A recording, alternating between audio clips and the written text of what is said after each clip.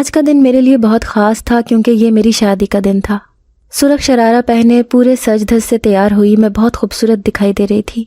سب نے دل کھول کر میری تعریف کی تھی۔ میں اپنے حجلہ عروسی میں بیٹھی اپنے جیون ساتھی کا انتظار کر رہی تھی۔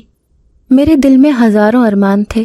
ہر لڑکی کی طرح میں نے بھی ایک رومانوی اور خوبصورت ازدواجی زندگی کا خواب دیکھا تھا، مگر میرا یہ خواب اس وقت چکنا چور ہو گیا جب میری شادی میرے بہنوئی سے طے کر دی گئی۔ ایسا نہیں تھا کہ وہ عمر میں مجھ سے بہت بڑے یا کوئی عمر رسیدہ شخص تھے، بلکہ وہ پڑھے لکھے اور خوبصورت جوان تھے، مگر میں نے انہیں ہمیشہ بہنوئی کے روپ میں قبول کیا تھا۔ میری باجی فرحانہ کے انتقال کے بعد جب اس کی ساس نے میری ماں سے میرا رشتہ طلب کیا تو انہوں نے مجھ سے پوچھے بغیر ہی ہاں کر دی۔ اس بات کا مجھے پتہ چلا تو میں ان سے بہت ناراض ہوئی اور بہت دن تک گھر والوں سے بول چال بند کر دی۔ ایک روز میری امی نے مجھے اپنے پاس بلایا اور کہا، بیٹا ہم سب تم سے بہت زیادہ پیار کرتے ہیں اور ہم تمہارے بارے میں کوئی غلط فیصلہ نہیں کرنا چاہتے۔ اظہر ایک اچھا، خوبصورت اور پڑھا لکھا لڑکا ہے۔ سب سے بڑی بات یہ ہے کہ لالچی نہیں ہے اور اچھا کماتا ہے۔ کیا تم صرف اس وجہ سے اس سے شادی کرنے سے انکار کر دو گی کہ وہ تمہاری بہن کے ساتھ 2 سال شادی شدہ زندگی گزار چکا ہے؟ کبھی کبھی وقت بدلنے کے ساتھ رشتے بھی بدل جاتے ہیں میری پیاری بیٹی، پھر بھی اگر تم انکار کرنا چاہو تو میں آج ہی اظہر کی ماں کو فون کر کے انکار کر دوں گی۔ تم رات تک مجھے اپنے فیصلے سے آگاہ کر دو۔ امی یہ کہہ کر چلی گئیں اور میں سوچ میں ڈوب گئی۔ مجھے سمجھ نہیں آ رہا تھا کہ مجھے کیا کرنا چاہیے۔ میں اپنے کمرے میں آئی تو میرا فون بج رہا تھا۔ میں نے موبائل اٹھایا تو وہاں ماریا کالنگ لکھا جگمگا رہا تھا۔ میں نے دل ہی دل میں شکر ادا کیا کہ چلو میں اپنی پریشانی کا ذکر اپنی دوست سے کر کے کوئی اچھا مشورہ مانگ لوں گی۔ لیکن کال یس کرنے کے بعد میرے ہوش اڑ گئے جب ماریا نے مجھے روتے ہوئے بتایا کہ اس کے شوہر نے اسے گھر سے نکال دیا ہے اور ساتھ ہی اس کا قیمتی زیور بھی چھین لیا ہے۔ اب اس کے گھر والے اس کے لیے بہت پریشان تھے۔ وہ قانونی طور پر مسئلے کو حل کرنے کا سوچ رہے تھے۔ یہ تمام باتیں سن کر میں جو اپنی پریشانی بھول چکی تھی، الٹا ماریا کو تسلی دلاسے دینے لگی، جس نے ابھی 6 ماہ پہلے پسند کی شادی کی تھی اور اب اتنے کم وقت میں ایسا بھیانک نتیجہ دیکھ لیا تھا۔ اس کی پوری داستان سن کر مجھے اچھی طرح اندازہ ہو گیا تھا کہ دنیا بہت مطلب پرست اور فریبی ہے اور بڑوں کے فیصلے پر سر جھکا دینا ہی عقل مندی ہے، کیونکہ وہ اپنے تجربات کی روشنی میں بہترین فیصلہ کرتے ہیں۔ مجھے اپنی ماں کا فیصلہ 100% درست فیصلہ محسوس ہونے لگا اور میں اسی وقت اپنی امی کے پاس جا کر کھڑی ہو گئی اور انہیں کہا، امی میں اظہر سے شادی کرنے کے لیے تیار ہوں۔ امی جو کچن میں کھانا بنا رہی تھیں، میرے منہ سے یہ الفاظ سن کر حیران اور خوش ہو گئی۔ ساتھ ہی انہوں نے مجھے گلے لگا کر میری پیشانی چومی اور مجھے بہت سی دعاؤں سے نوازا۔ امی کو خوش دیکھ کر میرا دل بھی خوش ہو گیا۔ فرحانہ باجی کو ہمیشہ میں نے شادی کے بعد خوش اور سجے سنورے دیکھا تھا، جس کی وجہ سے میرے دل میں کوئی خوف نہیں تھا۔ اپنی شادی کے بعد پہلی بار میں نے ان کے کمرے میں دلہن کے روپ میں قدم رکھا تو دیوار پر لگی اپنی بہن کی تصویر پر نظر پڑتے ہی میں اس کے قریب آئی اور بولی، میری پیاری بہن، تم اتنی جلدی اس دنیا سے منہ موڑ گئی ہو۔ مجھے تو ایسا محسوس ہوتا ہے جیسے تم اپنی ساری خوشیاں میری جھولی میں ڈالنے کے لیے ہی دنیا میں آئی تھی۔ یہ کہہ کر ایک پیار بھری نظر اس کی تصویر پر ڈالنے کے بعد میں حجلہ عروسی میں آ کر بیٹھ گئی۔ اب مجھے اظہر کا انتظار تھا۔ آنے والے حسین لمحات کا سوچ کر ہی میں شرم سے سمٹ رہی تھی۔ اسی وقت دروازے کی نوب گھمانے کی آواز سنائی دی تو میں نے نظر جھکا کر گھونگھٹ گرا لیا۔ اظہر چلتے ہوئے بیڈ کے قریب آئے اور جس طرح اندر داخل ہوئے تھے اسی طرح خاموشی سے واپس چلے گئے۔ دروازہ بند ہونے کی آواز سن کر میں نے حیران ہو کر اپنا چہرہ باہر نکالا تو یہ دیکھ کر حیران رہ گئی کہ سامنے لگی میری باجی کی تصویر اپنی جگہ سے غائب تھی۔ میں کچھ دیر وہیں بیٹھی رہی۔ مجھے کچھ سمجھ نہیں آ رہا تھا کہ مجھے کیا کرنا چاہیے۔ میں سمجھ گئی کہ اظہر 1 سال بعد بھی بیوی کی موت کا دکھ نہیں بھلا سکے ہیں۔ انہیں اس وقت میری دلجوئی کی ضرورت تھی۔ میں یہ سوچ کر اپنی جگہ سے اٹھی اور ان کے تعاقب میں چلی گئی۔ میں انہیں تسلی کے 2 بول کہہ کر ان کو بہلانا چاہتی تھی تاکہ پھر ہم دونوں ایک دوسرے کے بارے میں بات کر سکیں۔ میں کمرے سے باہر نکل کر برابر والے کمرے میں جانے لگی تو وہ لاک تھا۔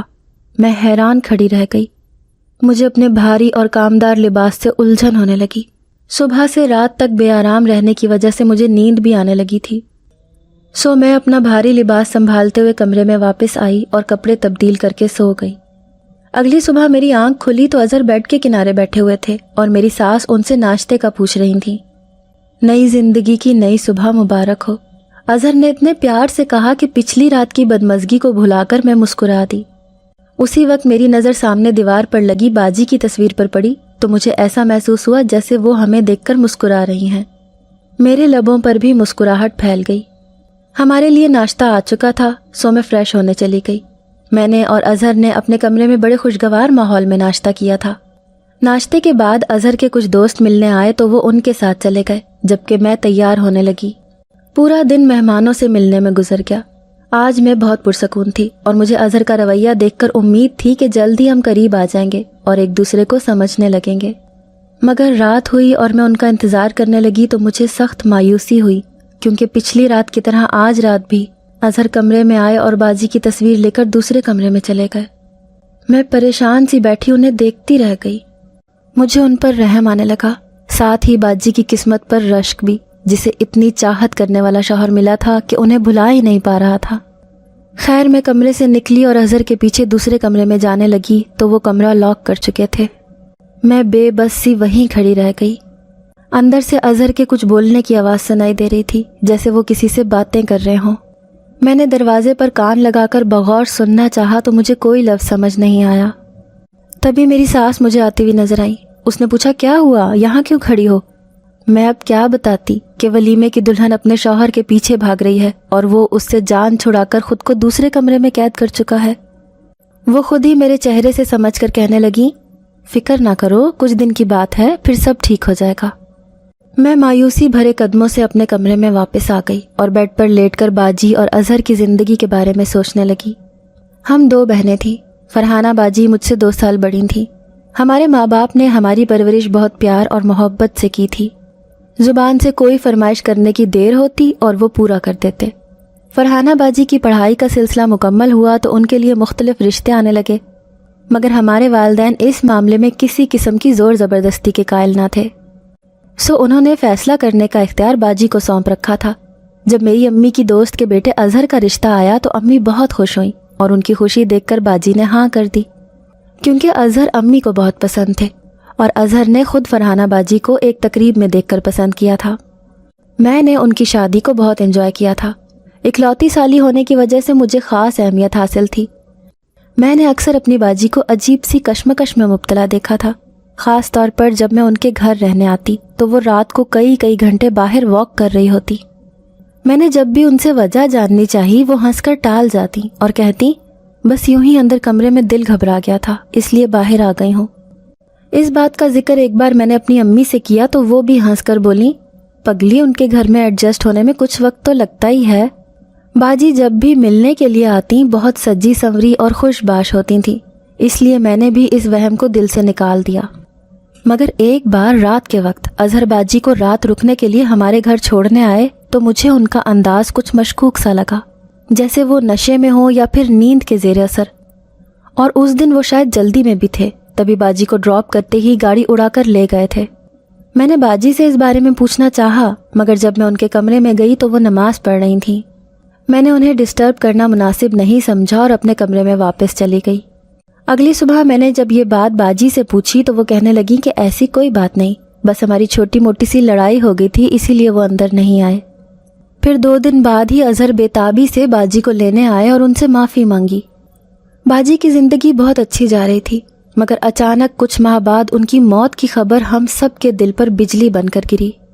सास ने कहा था कि बाजी को एकदम सीने में दर्द उठा था, जो शायद हार्ट अटैक था, जिसकी वजह से वो बच न सकी। हमारा इस सदमे से बाहर निकलना बहुत मुश्किल था, मगर जालिम वक्त जो हर दुख पर मरहम रख ही देता है।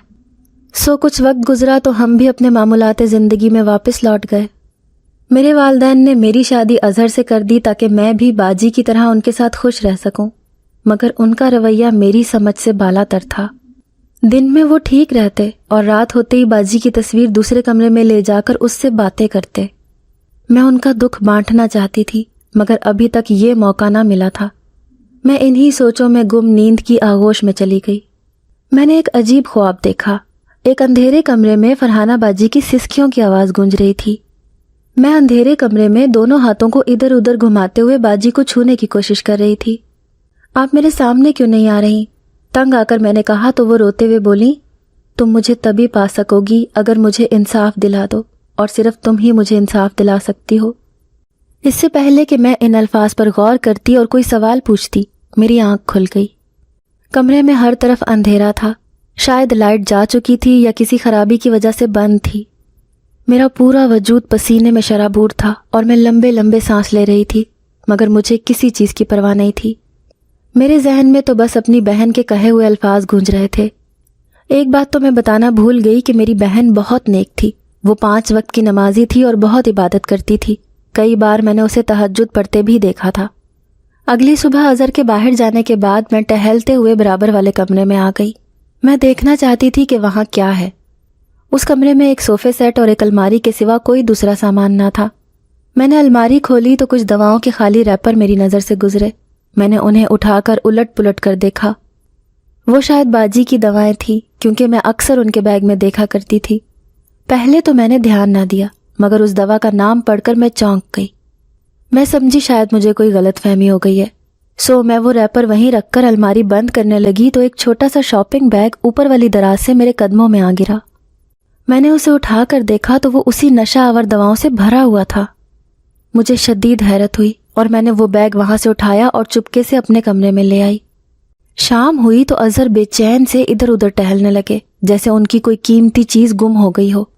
میں نے ان کی بے چینی محسوس کر لی، لیکن میں صاف نظر انداز کر گئی، کیونکہ اگر وہ نشہ آور ادویات کا استعمال کرتے تھے تو ایک اچھی بیوی ہونے کے ناطے میں نے ان کی یہ عادت ختم کرنی تھی۔ شاید اسی لیے باجی بھی ان کی دوائیں اپنے بیگ میں رکھ لیتی تھیں تاکہ ان کی عادت چھڑوا سکیں۔ میں جانتی تھی کہ ان کی پسندیدہ ڈش کڑھائی گوشت ہے، سو میں کچن میں بنانے کے لیے چلی گئی، کیونکہ میں نے سن رکھا تھا کہ مرد کے دل کا راستہ معدے سے ہو کر گزرتا ہے۔ سو میں آج اس بات پر عمل کر کے اظہر کا دل جیتنا چاہتی تھی۔ باجی بھی اظہر کا موڈ بہتر کرنے کے لیے ان کی پسندیدہ ڈشز ضرور بناتی تھیں۔ میں نے کھانا بنانے کے بعد ملازمہ سے ٹیبل سیٹ کرایا اور ہم ڈنر کرنے لگے۔ اظہر کو کھانا بہت پسند آیا، انہوں نے ڈٹ کر کھایا اور دل کھول کر تعریف کی۔ کیا تم اتنا مزیدار کھانا بنانے پر تحفہ لینا چاہو گی؟ اظہر کے اس غیر متوقع سوال پر میں نے حیران ہو کر ان کی طرف دیکھا۔ سوال سے زیادہ ان کا پوچھنے کا انداز عجیب تھا۔ مجھے سمجھ نہیں آ رہا تھا کہ میں ان کی اس بات کا ساس کی موجودگی میں کیا جواب دوں، سو میں خاموش رہی۔ ایک بار پھر اظہر نے عجیب سے انداز میں اپنا سوال دہرایا تو ساس نے جلدی سے مجھے ایک کام سے کچن میں بھیج دیا۔ میں نے کچن کی کھڑکی سے دیکھا تو وہ اپنے بیٹے کو دھیمی آواز میں جانے کیا کہہ رہی تھیں۔ مجھے اظہر کا اس طرح کا رویہ بہت عجیب لگ رہا تھا۔ ایک دن میں نے ہمت کر کے ساس سے بات کی اور اسے بتایا کہ آپ کا بیٹا تو نشہ کرتا ہے، پھر آپ نے اس جیسے شخص کے لیے میری زندگی کیوں تباہ کی؟ وہ کہنے لگیں کہ ایسی کوئی بات نہیں ہے، تمہاری بہن اور اس کی بیوی کی موت کے صدمے نے اسے نڈھال کر دیا ہے اور اپنے غم کو بھلانے کے لیے وہ اس سب میں مبتلا ہوا ہے۔ میں اسے سمجھاؤں گی۔ میں نے رات کو پھر سے سونے کے لیے آنکھیں بند کی تو باجی کی روتی ہوئی صورت سامنے آئی۔ وہ مجھ سے انصاف مانگ رہی تھی۔ آخر کیسا انصاف؟ باجی کو یوں خواب میں تڑپتا دیکھ کر میں بے چین ہو گئی تھی۔ میرے دل میں عجیب و غریب خیال آنے لگے تھے کہ کہیں میری باجی کی موت حادثاتی تھی یا پھر کچھ اور تھا۔ ساس نے بتایا تھا کہ جب باجی کو اٹیک ہوا تھا تو انہیں ہسپتال لے جایا گیا تھا۔ اس وقت نہ تو کچھ پوچھنے کا ہوش تھا اور نہ ہی کسی قسم کا شک تھا، مگر اب باجی کو یوں خواب میں دیکھنا ایک غیر معمولی بات تھی۔ میں نے اپنے کمرے کو چھان مارا کہ مجھے ہسپتال کی وہ رپورٹ مل جائے جس میں باجی کی موت ڈکلیئر کی گئی تھی، تاکہ مجھے وجہ تو پتہ چلے، مگر کمرے میں ایسا کوئی کاغذ نہیں ملا۔ صبح شوہر کے گھر سے باہر جاتے ہی اس کے کمرے کی صفائی کے بہانے سے وہاں بھی دیکھ لیا، مگر کچھ حاصل نہ ہوا۔ اب صرف ساس کا کمرہ رہ گیا تھا اور مجھے امید تھی کہ شاید یہاں سے کچھ مل جائے، اور ایسا ہی ہوا۔ الماری سے ایک ہسپتال کی رپورٹ ملی جس میں باجی کی موت کی وجہ دل کا دورہ ہی لکھی ہوئی تھی۔ یہ اپنی آنکھوں سے پڑھ کر میرے دل کو قرار آ گیا اور تھوڑی سی شرمندگی بھی ہوئی کہ میں اپنے ہی گھر والوں پر شک کر رہی تھی۔ دن یوں ہی اظہر کے دھوپ چھاؤں والے رویے کے ساتھ گزرنے لگے۔ ایک رات میں نے یوں ہی دیکھا کہ جب وہ دوسرے کمرے کے اندر گیا تھا تو اس کے ہاتھ میں ایک نہیں 2 فریم تھے۔ ایک تو میں پہچان گئی تھی، وہ آپی کی تصویر والا فریم تھا، اور دوسرا شاید نیا بنوایا گیا تھا، مگر سسپینس کی بات تو یہ تھی کہ اس دوسرے فریم میں کس کی تصویر تھی۔ اگلی رات کو میں سونے کے لیے لیٹی تو میں نے جان بوجھ کر آنکھیں بند کر لی اور پھر سونے کی اداکاری کرنے لگی۔ آج رات میں ضرور وہ بھید جان لینا چاہتی تھی جو مجھے اندر ہی اندر بے چین کر رہا تھا۔ میں نے محسوس کیا کہ حسب معمول اظہر کمرے میں آئے اور باجی کی تصویر ہاتھ میں لے کر کچھ دیر رک کر مجھے دیکھتے رہے، جب تک کہ ان کو یقین ہو گیا کہ میں سو چکی ہوں۔ اس کے بعد انہوں نے باہر کی طرف قدم بڑھا دیے۔ میں نے آنکھیں کھول کر ان کی پشت کو دیکھا اور جیسے ہی وہ دوسرے کمرے میں گئے میں بھی اٹھ کر بیٹھ گئی۔ وہ مجھے سوتا دیکھ کر کمرہ لاک کیے بغیر ہی دوسرے کمرے میں موجود تھے۔ کچھ دیر گزری تو میں دبے آواز قدموں سے اٹھی اور آہستہ آہستہ چلتی ہوئی برابر والے کمرے کے سامنے آ رکی۔ میں نے دروازے کی نوب آہستہ سے گھمائی تو دروازہ کھلتا چلا گیا۔ میں نے کمرے میں چھپکے سے جھانکا تو اظہر باجی کی تصویر پر جھکے باتیں کر رہے تھے۔ ان کی آنکھوں سے آنسو جاری تھے۔ ان کی آواز مجھے صاف سنائی دے رہی تھی۔ میری پیاری شہزادی، تم دوسری دنیا میں کتنا اکیلا پن محسوس کرتی ہوگی۔ میں تمہیں اداس نہیں دیکھ سکتا اور میں بہت جلد تمہاری تنہائی دور کرنے والا ہوں۔ تمہاری قبر کے برابر والی قبر پسند بھی کر چکا ہوں، بس تم تھوڑا انتظار کرو۔ یہ کہہ کر اظہر نے ایک دوسری تصویر اپنی گود سے اٹھا کر باجی کی تصویر کے ساتھ ملا کر رکھ دی۔ وہ دونوں تصاویر کو ساتھ ملا کر اور بھی نہ جانے کیا کچھ کہہ رہے تھے۔ وہ تصویر تو مجھے نظر نہیں آئی، مگر اس کی دل دہلا دینے والی باتیں سن کر میرے قدموں تلے سے زمین کھسک گئی۔ میں الٹے قدموں اپنے کمرے میں واپس آئی اور بیڈ پر بیٹھ کر لمبے لمبے سانس لینے لگی۔ مجھے ایسا محسوس ہو رہا تھا گویا میں میلوں کا سفر پیدل طے کر کے آئی ہوں۔ میں بستر پر لیٹ کر سونے کی کوشش کرنے لگی۔ اظہر خودکشی کا سوچ رہے تھے، باجی کے پاس جانے کا سوچ رہے تھے۔ باجی کے ساتھ شاید وہ دوسری تصویر انہی کی تھی۔ مجھے اظہر کو اس انتہا تک پہنچنے سے پہلے روکنا تھا۔ سوچتے سوچتے کافی دیر بعد میری آنکھ لگی تو باجی کی کراہتی آواز نے پھر مجھے اپنی طرف متوجہ کر لیا۔ وہ مسلسل انصاف کا تقاضا کر رہی تھی۔ میں نے خواب میں ہی ان سے انصاف دلانے کا وعدہ کیا تو وہ مسکرا دیں۔ اٹھ کر میں مزید الجھ گئی کہ باجی کا معاملہ تو اپنے تئیں میں نمٹا چکی تھی، پھر دوبارہ سے باجی خواب میں آ گئی۔ اب میں نے ہر صورت اپنا وعدہ نبھانا تھا اور مجھے نہیں پتا تھا کہ یہ کیسے کرنا ہے۔ سو میں رات کے پچھلے پہر اٹھ کر حالات کا جائزہ لینے لگی۔ میں نے اٹھ کر دوسرے کمرے کی طرف جا کر مزید کچھ جاننا چاہا، مگر وہاں اندھیرے کا راج تھا۔ اظہر شاید لائٹ بند کر کے سو چکے تھے۔ اگلے دن میری آنکھ دیر سے کھلی۔ میں اٹھی اور الماری سے اپنے کپڑے نکالنے لگی تو وہاں سے نشہ آور ادویات والا بیگ غائب تھا۔ میں سر تھام کر رہ گئی۔ میرے ذہن میں ایک خیال آیا اور میں دوسرے کمرے میں گئی تاکہ الماری چیک کر سکوں، مگر الماری کی چابیاں غائب تھیں اور الماری کے لاک دروازے میرا منہ چڑھا رہے تھے۔ یقیناً اظہر نے کارروائی دکھائی تھی اور اس نشے کے زیر اثر وہ باجی کے پاس جانے کے پلان بنا رہے تھے۔ میں مایوس سی کمرے سے نکلی تو میری ساس پریشان سی آ گئی اور مجھے کہنے لگی، بیٹا تمہارے فون میں کریڈٹ ہے تو پلیز مجھے یہ ڈاکٹر صاحب کا نمبر ملا کے دے دو۔ سر درد سے پھٹا جا رہا ہے، کچھ مشورہ کر لوں۔ میں نے تابعداری سے سر ہلایا اور ان کے ہاتھ سے ان کا فون لے کر ان کا بتایا ہوا نمبر ملانے لگی۔ دوسری بیل پر کال یس کر لی گئی تھی۔ میں نے اپنا فون انہیں پکڑایا مگر اس سے پہلے میرا ہاتھ ریکارڈنگ کے بٹن پر ٹچ ہو گیا، جو کہ غیر ارادی طور پر سراسر ایک اتفاق تھا۔ میری ساس موبائل لے کر دوسری جانب جا کر بات کرنے لگی۔ رات کو اظہر کافی دیر سے گھر آئے تھے۔ آج وہ بہت خوش نظر آ رہے تھے۔ میں نے سوچ لیا تھا کہ اب اظہر کو پیار سے اپنی طرف متوجہ کرنا ہے تاکہ وہ باجی کے خیالوں اور خوابوں سے نکل کر میرے ساتھ ایک اچھی زندگی گزار سکیں۔ وہ میری طرف دیکھ کر مسکرائے تو میں نے کھانے کا پوچھ لیا۔ انہوں نے فوراً منع کر دیا۔ ان کے ہاتھ میں ایک پیزا باکس تھا۔ انہوں نے وہ میری جانب بڑھایا اور بولے، یہ میں خاص تمہارے لیے بنوا کر لایا ہوں۔ میں نے پیزا ان کے ہاتھ سے لے لیا۔ مجھے شدید بھوک محسوس ہو رہی تھی اور ویسے بھی میں پیزا کی بہت دیوانی تھی۔ اظہر باجی کی تصویر اٹھا کر دوسرے کمرے میں چلے گئے جبکہ میں پیزا اور موبائل ہاتھ میں لے کر بیڈ پر بیٹھ گئی۔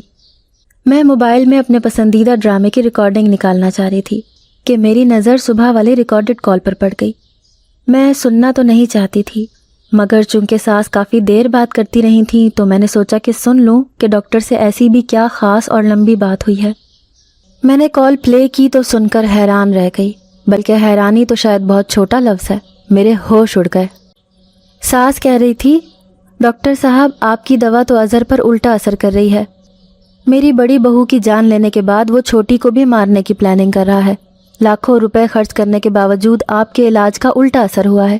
مہربانی کر کے میرا پیسہ واپس کر دیں ورنہ اچھا نہیں ہوگا۔ یہ میری ساس کی آواز تھی جو کسی ڈاکٹر سے بات کرتے ہوئے اسے دھمکی دے رہی تھیں، جس کے جواب میں دوسری طرف سے ایک کہا ابھرا تھا، مت بھولیں سلمہ صاحبہ کہ میں اس بات سے اچھی طرح واقف ہوں کہ آپ کا بیٹا ایک نفسیاتی مریض ہونے کے ساتھ ساتھ قاتل ہے اور اپنی بیوی کا قتل کر چکا ہے۔ اچھا ہوگا کہ آپ مجھ سے تمیز سے بات کریں ورنہ آپ کا یہ راز فاش بھی ہو سکتا ہے۔ ذرا حوصلہ رکھیں اور صبر سے کام لیں۔ علاج کی اتنی بھی کیا جلدی ہے۔ ہو سکے تو وزٹ کر لیں، اور ہاں میری دوا ضرور یاد سے لے آئیے گا، میں دوائی تبدیل کر دوں گا، سب سیٹ ہو جائے گا۔ آگے بھی کال چل رہی تھی اور وہ دونوں باتیں کر رہے تھے، مگر اتنا سننے کے بعد میں تو جیسے سننے اور سمجھنے کی صلاحیت سے ہی محروم ہو چکی تھی۔ صدمے سے میرا برا حال تھا۔ اب مجھے معلوم ہوا کہ میری بہن خواب میں آ کر مجھ سے کس انصاف کا تقاضا کر رہی ہے۔ میں نے موبائل کو احتیاط سے تکیے کے نیچے رکھا اور دروازہ بند کرنے کے لیے اٹھی تو اظہر بے چین سے سامنے کھڑے تھے۔ تم سوئی نہیں ہو؟ اس نے اپنی گہری نظریں میرے چہرے پر جما کر کہا تو میں خود کو سنبھالتے ہوئے بولی، بس سونے لگی ہوں۔ اس نے پھر سوال کیا، کیا تم پیزا کھا چکی ہو؟ میں نے سر ہلایا اور بولی، ہاں بہت مزیدار تھا۔ یہ سن کر اس کا چہرہ کھل گیا اور وہ واپس اپنے کمرے میں چلا گیا۔ میں نے اپنے کمرے کا دروازہ بند کیا اور ساتھ ہی میرا ضبط ختم ہو گیا اور میں پھوٹ پھوٹ کر رونے لگی۔ بہت دیر تک یوں ہی بے حال سی بیٹھے رہنے کے بعد میں نے اپنے اندر ہمت پیدا کی اور اٹھ کر تکیے کے نیچے سے اپنا موبائل نکالا اور اپنے والدین کو فون کر کے ساری بات انہیں بتائی۔ ان کے لیے بھی ان ساری باتوں پر یقین کرنا بہت مشکل تھا۔ میرے بابا نے مجھے تسلی دی اور پولیس کو کال کرنے کا کہا، کیونکہ اس وقت میری اپنی جان بھی خطرے میں تھی۔ میں نے فون بند کر کے اپنے آنسو صاف کیے اور پولیس کو کال کر دی اور پوری بات بتانے کے بعد ایڈریس سمجھا دیا۔ آنے والے وقت کا سوچ کر میرا دل سہم رہا تھا، لیکن اپنی بہن کی تڑپتی روح کو انصاف دلانے اور اپنی جان بچانے کے لیے یہ قدم اٹھانا ضروری تھا۔ کچھ ہی دیر بعد پولیس نے گھر پر چھاپا مار کر اظہر اور اس کی ماں کو گرفتار کر لیا۔ اظہر جو مجھے مردہ حالت میں دیکھنے کے لیے اس رات خوشی سے ٹہلتے ہوئے میرے مرنے کا انتظار کر رہا تھا، اپنی عزت افزائی کے لیے پولیس کو آتا دیکھ کر حیران رہ گیا۔ میں نے اپنی ساس کی کال ریکارڈنگ اور زہر ملا پیزا پولیس کے حوالے کر دیا، جس کے ذریعے اظہر اور اس کے سہولت کاروں کو کیفر کردار تک پہنچانے میں بہت مدد ملی۔ ان کا کیس عدالت میں چلا اور اظہر کو پاگل خانے بھیج دیا گیا۔ وہ ذہنی مریض تھا جو خوبصورت لڑکیوں سے نفرت کرتا تھا۔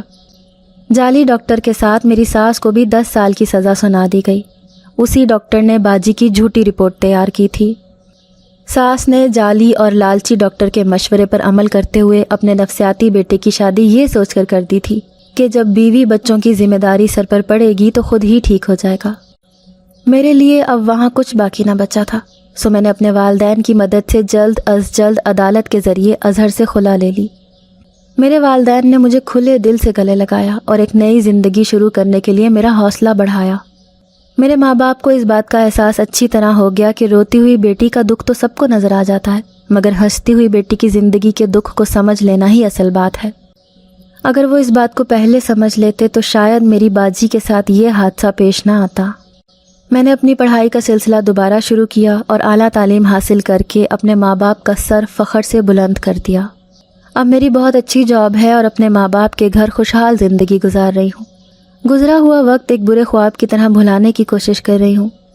یادیں اچھی ہوں یا بری، بھلانے میں وقت تو لگتا ہی ہے، اور میں جانتی ہوں کہ ایک روز میں سب کچھ بھلانے میں کامیاب ہو جاؤں گی۔ اپنی باجی کو خواب میں ہنستا مسکراتا دیکھ کر مجھے بہت خوشی ہوتی ہے، اور ساتھ ہی یہ سوچ کر دل پرسکون ہو جاتا ہے کہ میں نے ان سے کیا اپنا وعدہ نبھایا تھا اور انصاف دلوایا تھا۔ ان کی یاد ایک پیاری سی مسکراہٹ کی صورت میرے چہرے پر آباد رہتی ہے۔